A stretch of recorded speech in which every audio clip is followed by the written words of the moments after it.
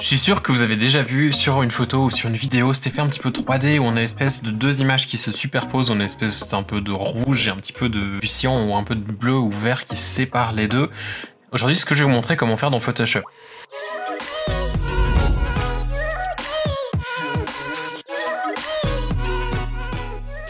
L'effet que je vais vous montrer aujourd'hui, il est vraiment purement esthétique, c'est pas un effet qui va réellement créer une image en 3D, ça va juste être pour donner un effet un petit peu, pour donner ce style un petit peu croisé rouge et puis cyan, et en ayant deux images un petit peu décalées. Ça donne un effet qui est assez sympa, ça va pas sur toutes les photos, mais quand ça va bien et que ça correspond au thème que l'on souhaite, c'est comme ça qu'on le fait, ou du moins c'est une solution pour le faire.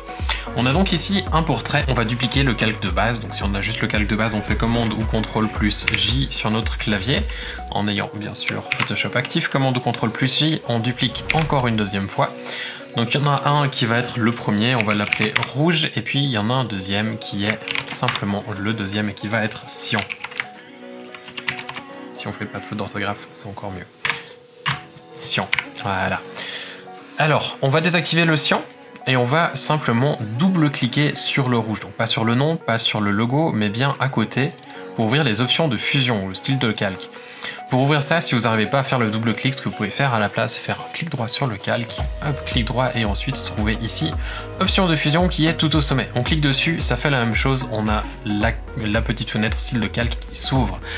Dans style de calque, je vais pas vous faire une présentation de toutes les options qu'il y a parce qu'il y en a, je sais pas combien, peut-être 3500, voire plus, je sais pas, aucune idée, mais il y en a beaucoup et en plus pour les photographes, toutes ne sont pas très intéressantes. Pour faire ce que l'on a besoin aujourd'hui, on va s'occuper uniquement de trois choses, ce sont les petites cases ici. La première c'est R, la deuxième c'est V et la troisième c'est bleu. En fait, ce que ça nous permet de faire, c'est d'activer uniquement les couches que l'on souhaite, c'est-à-dire rouge, vert ou bleu. Si on veut que du rouge, on va activer que le rouge et on clique sur OK.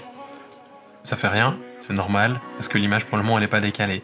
On va prendre les touches fléchées de notre clavier et taper un petit peu pour aller soit à gauche, soit à droite, avec toujours le même calque actif. Donc la calque rouge, les touches fléchées, je déplace un petit peu sur la gauche, et on voit que l'effet commence à apparaître sur la photo. Donc ça c'était avant, et ça c'est après. Donc on a déjà l'effet qui est là, il est déjà existant, il est déjà visible, on peut le renforcer, parce que peut-être que pour vous c'est pas assez.